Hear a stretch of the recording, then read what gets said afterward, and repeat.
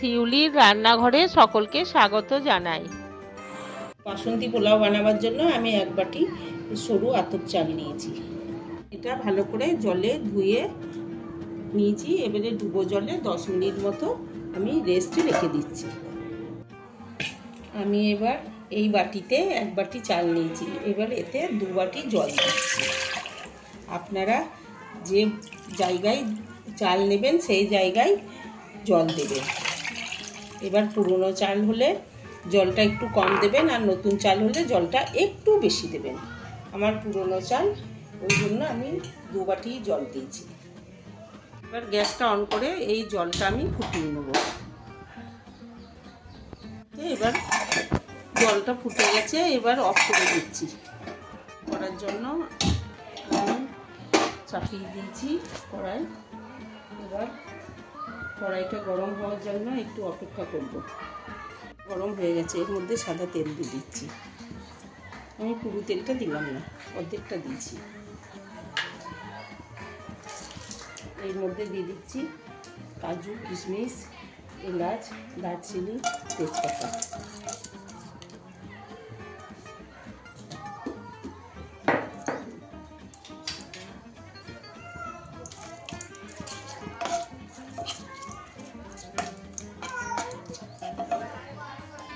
এটা একটু লাল করে ভেজে নেব, খুব লাল করতে হবে।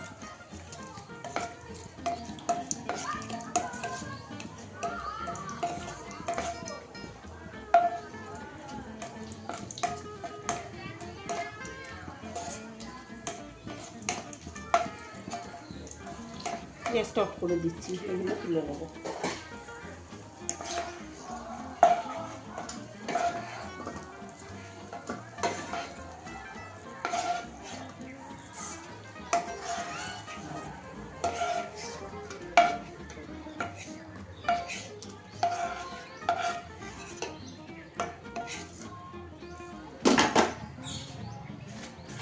এই তেলের মধ্যে দিয়ে দিচ্ছি 2 চামচ গাওয়া ঘি।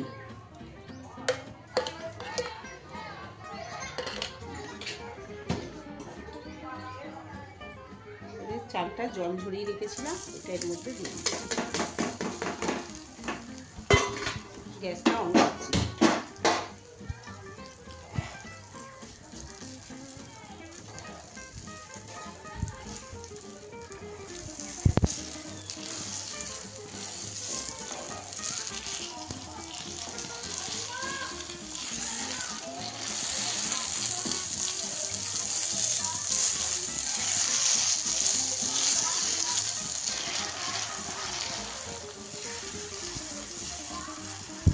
কিছুক্ষণ চালটা ভাজা হয়ে গেল।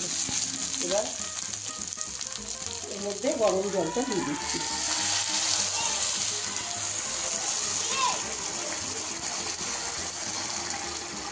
গ্যাসটা একটু কম করে দিচ্ছি। আমি 1 কোটা জল রেখে দিলাম, পুরো জলটা দিয়ে। এখানে দিচ্ছি পরিমাণ মতো নুন আর পরিমাণ মতো চিনি। আপনারা আপনাদের পছন্দ মতো নুন আর চিনি দেবেন।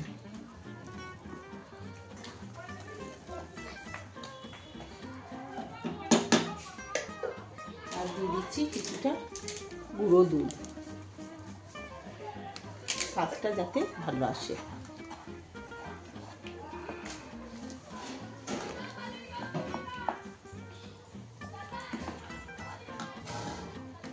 এবার দিচ্ছি এর মধ্যে কিছুটা ফুড কালার।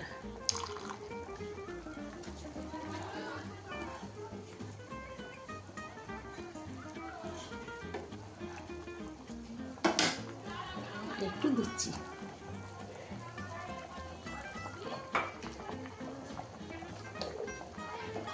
গ্যাসটা কম করে দিচ্ছি, দিয়ে ঢাকা দিয়ে দিচ্ছি।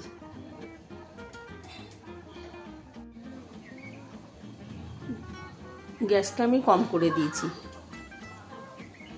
জলটা মরে গেলেই ভাতটা হয়ে যাবে। ওটা অনেকটা পড়ে গেছে।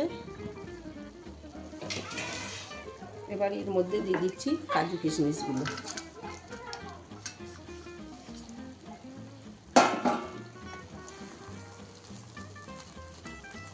বাসন্তী পোলাওটা প্রায় হয়ে এসছে।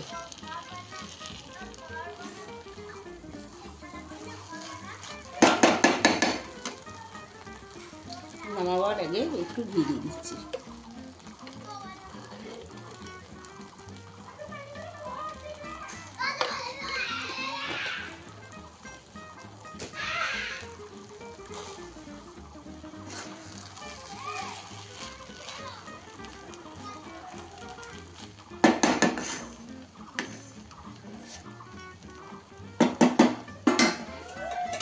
একটু ঢেকে রেখে দিচ্ছি, তারপর নামিয়ে নেব। পোলাওটা হয়ে গেছে। গ্যাসটা কিন্তু আমার কম করা আছে।